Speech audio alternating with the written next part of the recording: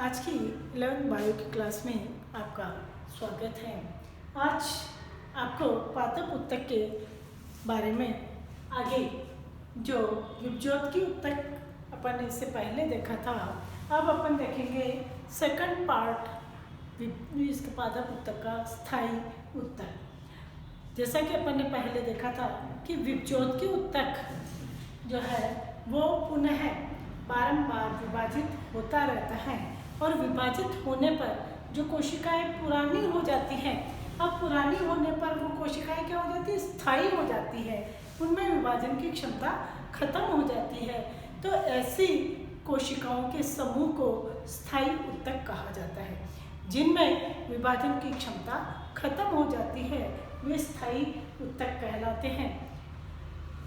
स्थायी उत्तक में जो पुरानी कोशिका है वो विभाजन की क्षमता खो देती है और इसमें जो प्राथमिक विभज्योतक की कोशिकाएं होती है वो प्राथमिक स्थायी उत्तक बनाती है और द्वितीयक विभज्योतक जो द्वितीयक स्थायी उत्तक कहलाती है। प्राथमिक विभज्योतक जो लंबाई में वृद्धि करता है, प्राथमिक विभज्योतक, और द्वितीयक विभज्योतक जो अपनी विभाजन क्षमता एक बार खो देता है किंतु समय आने पर पुनः अपनी विभाजन क्षमता लेकर के वह चौड़ाई में वृद्धि करने लगता है, वह कहलाता है द्वितीयक विभज्योतक। और ये द्वितीयक विभज्योतक से द्वितीयक स्थायी वृद्धि होती है। तो अब अपन देखेंगे स्थायी उत्तक। स्थायी उत्तक ऐसे उत्तक जो इनकी कोशिकाएं स्थायी हो जाती है, उनमें विभाजन की क्षमता नहीं होती है किंतु समय आने पर वे कोशिकाएं विभेदित होकर के पुनः विभाजित हो सकती हैं, प्राथमिक स्थायी उत्तक कहलाती हैं। और जिनमें द्वितीयक वृद्धि होती है वो द्वितीयक स्थायी उत्तक कहलाते हैं। अब अपन देखेंगे स्थायी उत्तक के प्रकार। स्थायी उत्तक के प्रकार 3 प्रकार के होते हैं: सरल स्थायी उत्तक, जटिल स्थायी उत्तक और विशिष्ट स्थायी उत्तक। तो पहले अपन इसको तीनों को एक बार सीधे सरल तरीके से समझ ले अंतर करते हुए। सरल स्थायी उत्तक ऐसी कोशिकाओं का समूह जिनमें कार्य और संरचना के आधार पर सभी कोशिकाएं मिलकर के एक ही प्रकार के उत्तक का निर्माण करती हैं, सरल उत्तक कहलाता है, सरल स्थायी उत्तक कहलाता है। जटिल स्थायी उत्तक विभिन्न कोशिकाओं का समूह जो संरचना अलग अलग है किंतु एक ही कार्य को करती है, जटिल स्थायी उत्तक कहलाता है। विशिष्ट स्थायी उत्तक ऐसी कोशिकाओं का समूह जो अलग अलग कार्य करती हैं, उनकी संरचना भी अलग होती है, उनके कार्य भी अलग होते हैं। जैसे श्रावी उत्तक जो होते हैं वो इसके अंदर आते हैं। तो अब अपन तीनों को एक एक करके समझेंगे। तो सबसे पहले आता है सरल स्थायी उत्तक। जैसा कि अभी अब मैंने बताया आपको कि सरल स्थायी उत्तक में कार्य तथा संरचना समान है और इससे जो कोशिकाओं का समूह बनता है, ऐसी कोशिकाओं का समूह जिनमें कार्य और संरचना दोनों ही समान होते हैं, उन कोशिकाओं के समूह को सरल स्थायी उत्तक कहा जाता है। सरल स्थायी उत्तक में कोशिकाएं जो है अलग अलग प्रकार की होती हैं। ये 3 प्रकार की होती हैं: मृदुतक, दूसरी होती है, एक है मृदुतक, दूसरी है स्थूल कोणोत्तक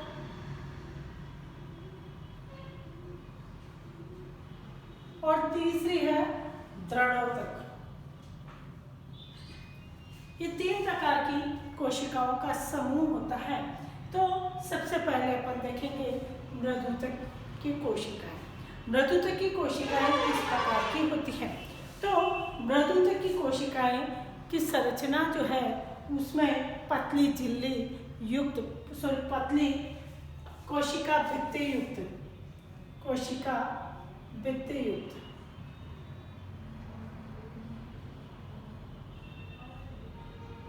जिनमें कोशिका भित्ति पतली है, केंद्रक युक्त है, सघन जीव द्रव्य है, रिक्तिका उसमें पाई जाती है, अंतःकोशिकीय स्थल उसके अंदर पाया जाता है और अंडाकार या गोलाकार या बहुभुजाकार सेलुलोज से बनी कोशिका भित्ति पतली है तो केवल सेलुलोज से बनी है।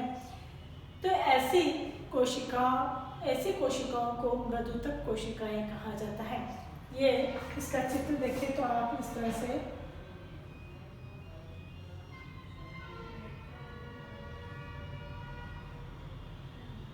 और बहुभुजाकार में इस तरह से, तो इस तरह से कोशिकाओं का जो समूह है पतली कोशिका भित्ति युक्त, केंद्रक युक्त, सघन जीव द्रव्य युक्त, रिक्तिका युक्त, अंतःकोशिकीय जीवित कोशिका। ये कौन सी कोशिका है? जीवित कोशिका। जो भी जीवित कोशिका है उसकी कोशिका भित्ति पतली होगी, उसमें सघन जीव द्रव्य होगा, केंद्रक उसमें उपस्थित होगा, तो वह जीवित कोशिका होगी। तो जीवित कोशिका का समूह है जिसमें ये विशेषताएं हैं, वो मृदुतक की कोशिकाएं कहलाती हैं। मृदुतक में कोशिका की संरचना के आधार पर जो है, कार्य और संरचना के आधार पर इसको अलग अलग भागों में बांटा गया है। इसमें जो कोशिकाएं होती हैं, अगर हरित मृदुतक की कोशिकाएं, हरित यानी हरे रंग की मृदुतक की कोशिकाएं होती है, किसमें होती है हरे रंग की मृदुतक की कोशिकाएं? पत्तियों के अंदर। पौधे की पत्ती वाले भाग में आप देखते हैं कि हरे रंग की कोशिकाएं, जिसे हरित लवक कहते हैं, ये पाए जाते हैं, हरित लवक पाए जाते हैं। और पत्ती के जो खंभों तक, खड़े उत्तक जिसको कहते हैं, स्पंजी उत्तक जिसमें अंतःकोशिकीय स्थल बहुत ज्यादा होता है, इनके अंदर जो है हरित लवक पाया जाता है और इन हरित लवक की वजह से ये प्रकाश संश्लेषण का कार्य करती है। तो क्या है? हरित लवक होने से प्रकाश संश्लेषण का कार्य करती है। पौधे के हरे भागों में या पत्ती वाले भाग में जो है हरित लवक पाए जाते हैं, जिससे वह प्रकाश संश्लेषण क्रिया करती है। और ये खंभोतक की और स्पॉन्जी उत्तक की कोशिकाओं में होता है। देन नेक्स्ट आता है ताराकाय। नाम से ही स्पष्ट है कि ताराकाय यानी तारा के आकार की कोशिकाएं। ऐसी मृदुत की कोशिकाएं जो तारा के आकार की हैं, जो पौधे के भाग को यांत्रिक सहारा प्रदान करने का कार्य करती हैं। जैसे केले के पर्णवृंत में केले का पत्ती आपने देखी होगी, उसका जो पत्ती बहुत बड़ी होती है, लंबी होती है और उसका पर्णवृंत जो है थोड़ा मोटा होता है। उन मोटेपन में ताराकार की कोशिकाएं है ना, ताराकार कोशिकाएं पाई जाती है, जिससे पत्ते को सहारा मिलता है, उसको खड़ा रहने का या टूटने से बचाने के लिए ये यांत्रिक सहारा प्रदान करने का कार्य करती हैं। इसी तरह से जलीय पादपों में जैसे आपने कमल देखा होगा, कमल की पत्ती चौड़ी होती है और पानी की सतह पर तैरती है। तो चौड़ी होने में यहाँ पर ताराकार की कोशिकाएं होती है, जिससे वह पानी के ऊपर तैरने में पत्ती को जो है सहारा प्रदान, यांत्रिक सहारा प्रदान करने का कार्य करती हैं। देन नेक्स्ट आती है वायुतक। वायुतक मृदुत की कोशिकाएं, ऐसी मृदुत की कोशिकाएं जिनमें अंतःकोशिकीय स्थल अधिक होता है, और ये अंतःकोशिकीय स्थल अधिक होने पर इनमें वायुकोष्ठ जो है वो बन जाते हैं, और वायुकोष्ठ बनने से ये पानी वाले पौधों में ये कोशिकाएं पाई जाती है, जलीय पौधों में ये कोशिकाएं पाई जाती हैं, जो पौधे को, पत्ती को पानी में डूबने से बचाती है तथा तैरने में सक्षम होती है। कोई भी पौधा हो, पत्ती हो, जलीय पौधा या पत्ती हो, वह पानी पर तैरता रहता है, डूबता नहीं है, क्योंकि उनमें वायुकोष्ठ पाए जाते हैं जिसमें वायु भरी होती है, और वायु भरी होने के कारण वे डूबते नहीं हैं। तो वायु किस में भरी होती है? वायु तक की कोशिकाएं पाई जाती है और उन वायु तक की कोशिकाओं में एयर चली जाती है, वायु चली जाती है और उसको पौधे को डूबने से, पत्ती को डूबने से बचाती है।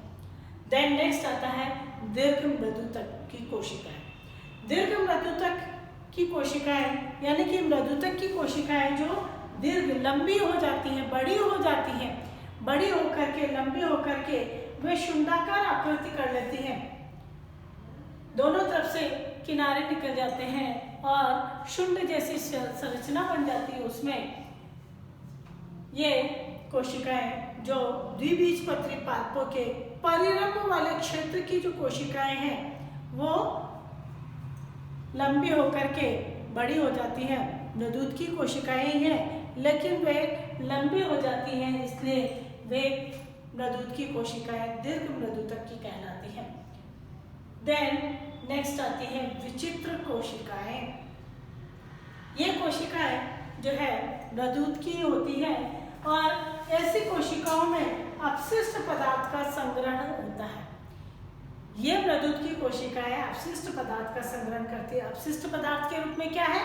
टैनिन, रेजिन, तेल, कैल्शियम ऑक्सलेट के कण, ये आदि जो होते हैं ये एकत्रित करके इनको एकत्रित करती हैं, तो ये कहलाती हैं विचित्र कोशिकाएं।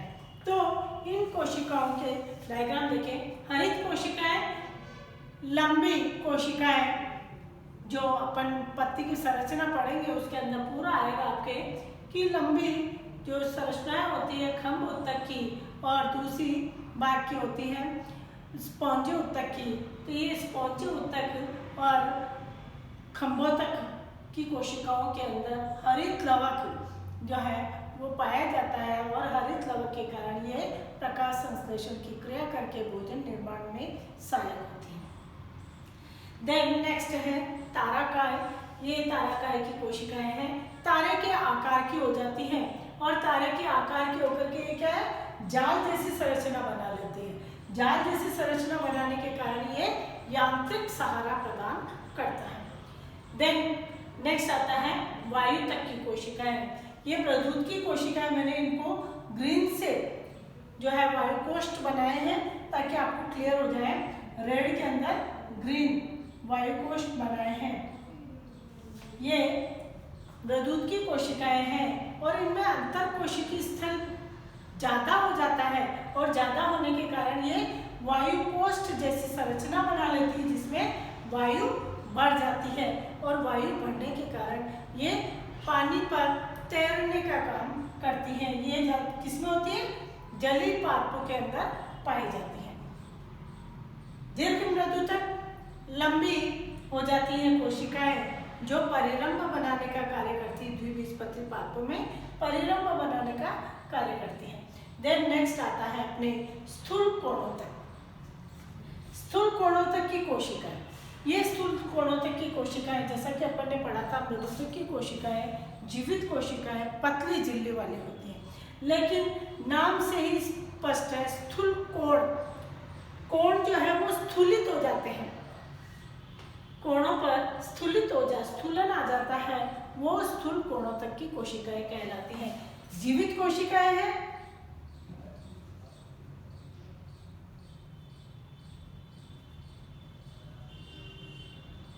जीवित कोशिकाएं हैं।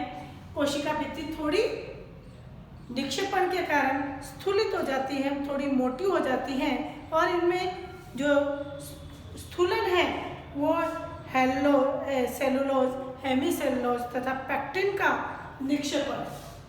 सेलुलोज, हेमीसेलुलोज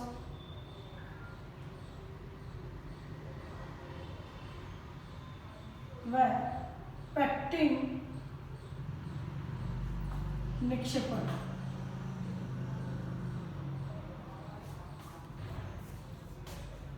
जीवित कोशिकाएं जिनमें सेलुलोज, हेमीसेलुलोज या पेक्टिन का निक्षेपण होकर के कोणों में स्थूलन, निक्षेपण से कोणों पर स्थूलन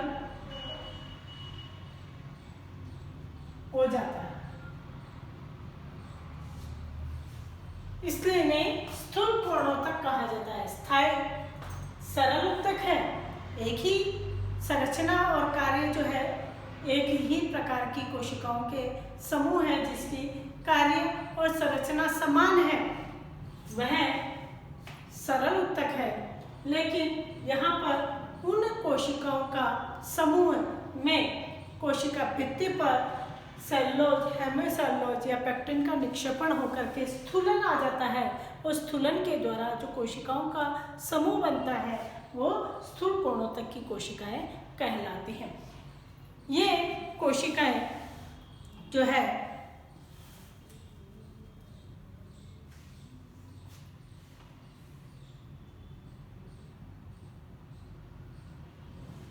अधस्त्वचा का निर्माण करती हैं। द्विबीजपत्री पादपों के स्तंभ में अधस्त्वचा का निर्माण करती हैं।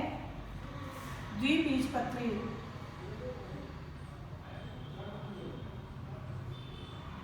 पादप के स्तंभ में अधस्त्वचा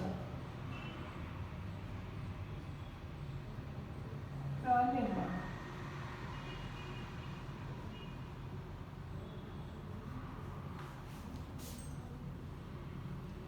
और इनके स्थूलन के कारण अलग अलग प्रकार का स्थूलन होता है और स्थूलन के कारण इसे 3 प्रकार में बांटा गया है। क्या है? स्थूलन,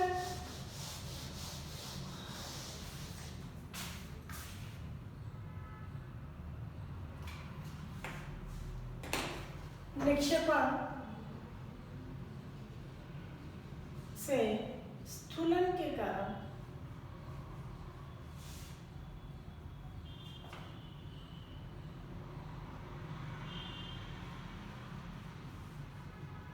तीन प्रकार में विभक्त।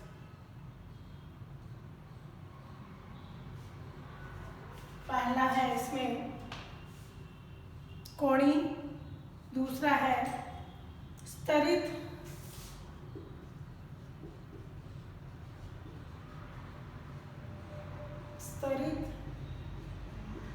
और तीसरा है इसमें रिक्तिकामय।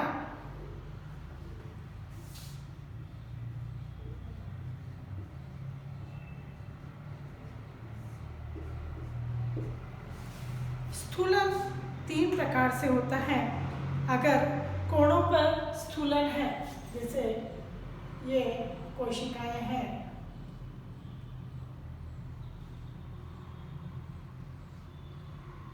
इनके कोणों पर निक्षेपण है।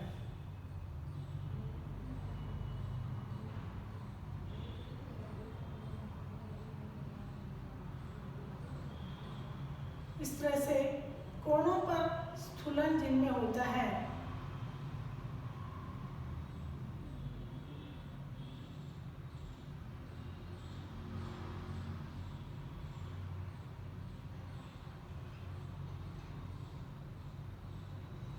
ये कोणी, कोणों पर जिनमें स्थूलन होता है वो कोणी, ये उदाहरण है धतूरा, टमाटर।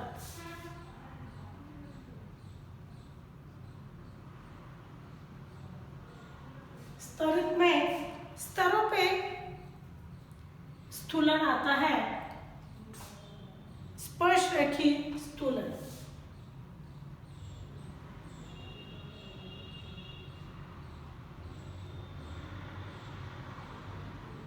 उदाहरण है इसमें मूली, सूर्यमुखी।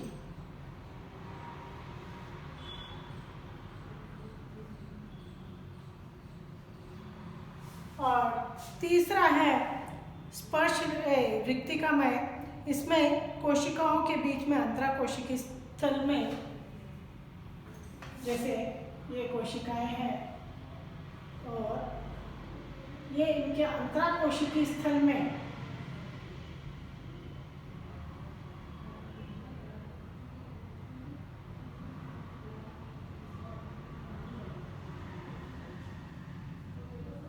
अंतराकोशिकी स्थल के अंदर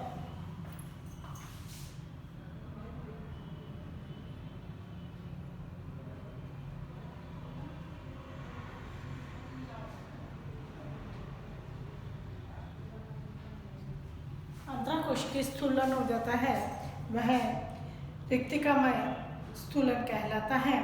और यह उदाहरण है साल्विया,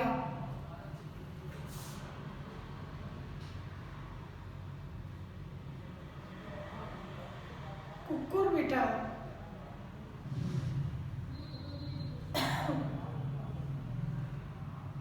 साल्विया कुकुरबिटा के स्तंभ में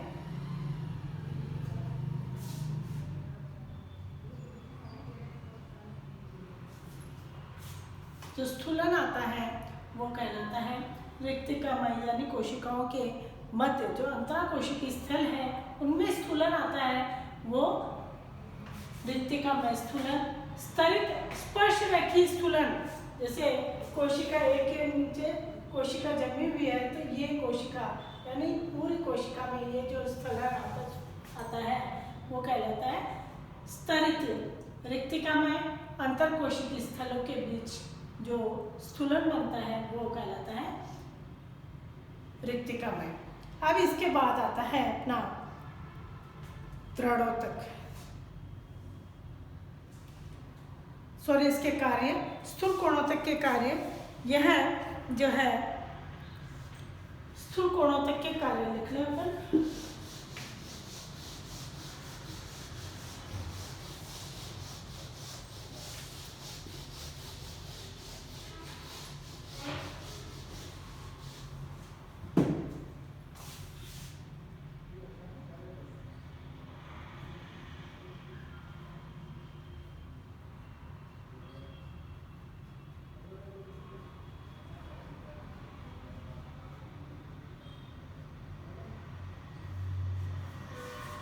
स्थूल कोणोतक के कार्य में यह पादप के कोमल भागों में लचीलेपन को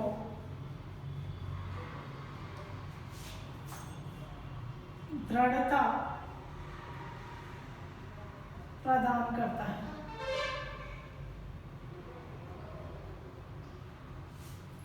जो पादप का कोमल भाग है, जैसे तरुण टहनी है, तरुण टहनी है उसमें लचीलापन ज़्यादा होता है और लचीलेपन के कारण वो टूटे नहीं, इसके लिए ये स्थूल कोणोतक की कोशिका है या स्थूल कोणोतक जो है उसको दृढ़ता प्रदान करता है जिससे वह बचा रहता है।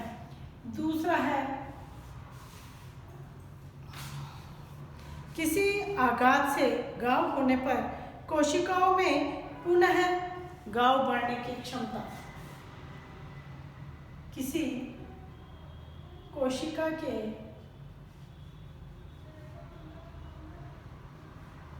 क्षतिग्रस्त होने पर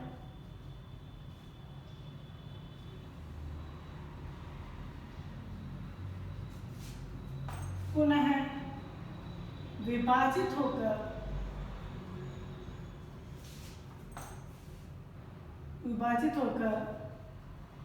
मरम्मत का कार्य।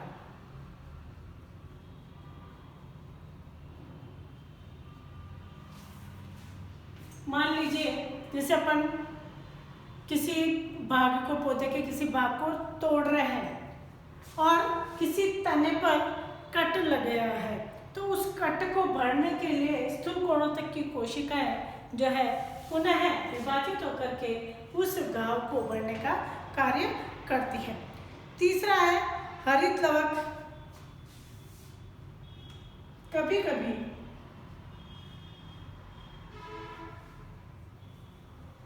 कभी इनमें हरित लवक भी होता है जो प्रकाश संश्लेषण में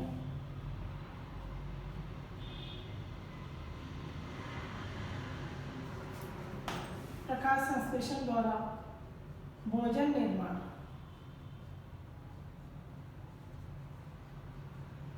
का कार्य करता है। तो इस प्रकार से हम देखते हैं कि ये कोशिकाएं जो है अलग अलग प्रकार की कोशिकाएं जो है कोणीय स्तरित वृत्तिकामय कोशिकाएं जो है ये भोजन बना, जिस पर हरितलौह होता है तो भोजन बनाने का कार्य, किसी भाग में क्षति हो जाती है तो उस क्षति की पूर्ति करने का कार्य या मरम्मत का कार्य, और कोमल भागों को लचीलेपन में दृढ़ता प्रदान करने का कार्य ये कोशिकाएं, स्थूल कोणों तक की कोशिकाएं करती हैं। अब नेक्स्ट आता है आपके थर्ड पार्ट आता है दृढ़ोतक। दृढ़ोतक की कोशिकाएं जो है वो कठोर मृत कोशिका झिल्ली, कोशिका भित्ति दृढ़,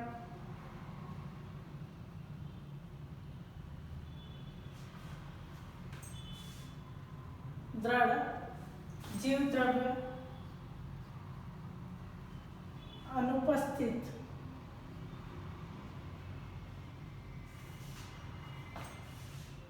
कोशिका गुहा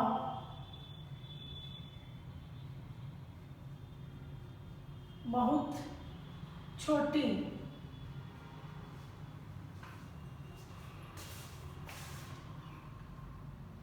कोशिका भित्ति दृढ़ और मोटी, कोशिका भित्ति दृढ़ मोटी, जीव द्रव्य अनुपस्थित, केंद्रक गुहा बहुत छोटी, केंद्रक विहीन कोशिका है। ये केंद्रक विहीन कोशिका है जो दृढ़ोतक की कहलाती है। ये कोशिका भी कार्य और संरचना समान है। अब इस संरचना में कोशिका किस प्रकार की है? कठोर है, मृत है, कोशिका भित्ति कठोर दृढ़ और मोटी है, जीव द्रव्य अनुपस्थित है, कोशिका गुहा जो है बहुत छोटी होती है। ऐसी कोशिकाओं का समूह दृढ़ोतक की कोशिकाओं का कहलाता है। ये कोशिकाएं पादप के प्रौढ़ भागों में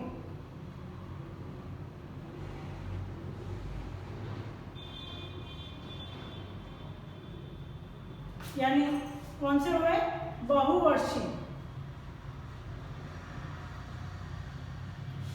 प्रौढ़ भाग का मतलब है जो बहुत पुराना भाग हो चुका है। तो प्रौढ़ भाग किसमें होगा? बहुवर्षीय पादपों में। तो बहुवर्षीय पादपों के प्रौढ़ भागों में ये दृढ़ोतक की कोशिकाएं पाई जाती हैं जो विभाजन की क्षमता पूर्णतः समाप्त कर चुकी होती हैं। विभाजन की क्षमता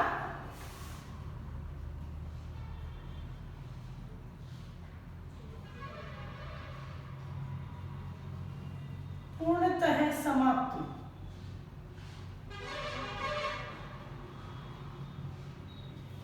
क्योंकि जो स्थूल कोणों की कोशिकाएं थी इसमें जीव द्रव्य उपस्थित था, कोशिका भित्ति पतली थी, स्थूलित थी लेकिन पतली थी।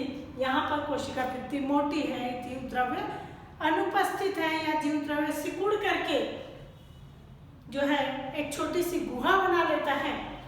इसलिए यहाँ कोशिकाओं में विभाजन की क्षमता पूर्णतः समाप्त हो जाती है और समाप्त होने के कारण यह पौधों के प्रौढ़ भागों में चली जाती है। यानी पूर्णतः स्थायी कोशिकाएं, जो द्वितीयक स्थायी कोशिकाएं हैं वो ये कोशिकाएं आ जाती हैं। द्वितीयक स्थायी कोशिकाओं में ये कोशिकाएं आ जाती है, दृढ़ोतक की कोशिकाएं। तो दृढ़ोतक की कोशिकाओं में जो है निक्षेपण जो है लिग्निन का निक्षेपण पाया जाता है। ये कोशिका भित्ति मोटी होती है। तो मोटी होने किस कारण से होती है मोटी? लिग्निन निक्षेपण से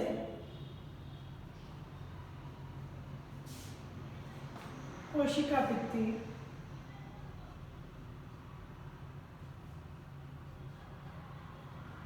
मोटी व कठोर,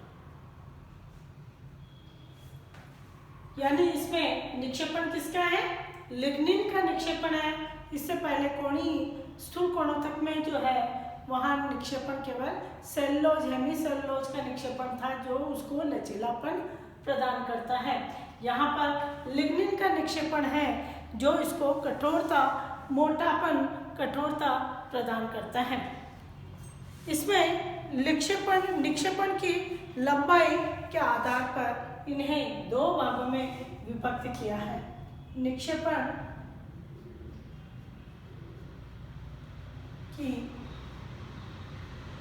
लंबाई के आधार पर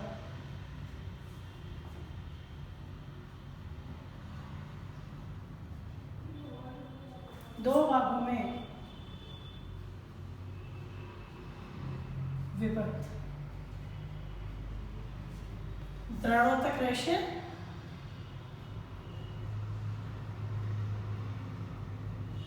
और दृढ़ कोशिकाएं।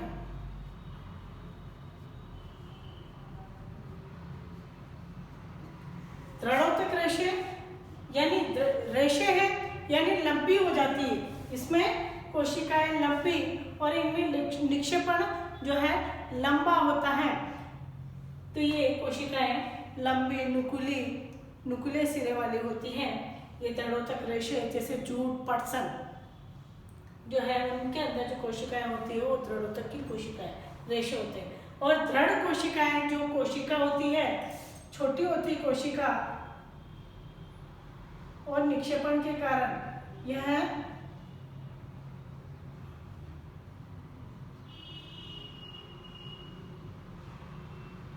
कोशिका गुहा जो है बिल्कुल छोटी हो जाती है। इस तरह से ये दृढ़ कोशिकाएं और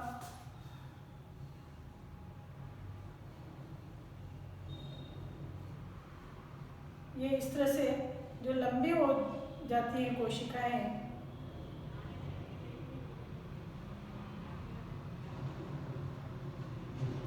ये दृढ़ोतक रेशे और ये दृढ़ कोशिकाएं।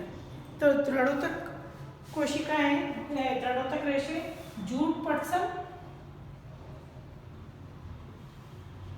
और दृढ़ कोशिकाएं जो है यह फलों की भित्ति,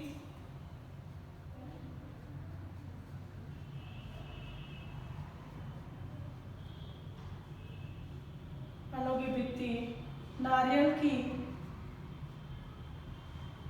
मध्य भित्ति,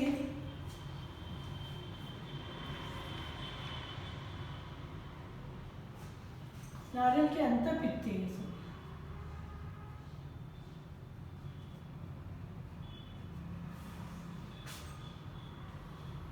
फलों की भित्ति, नारियल की भित्ति, बीज आवरण, बीज के आवरण आदि में जो है दृढ़ कोशिकाएं पाई जाती हैं। तो ये हुआ आपके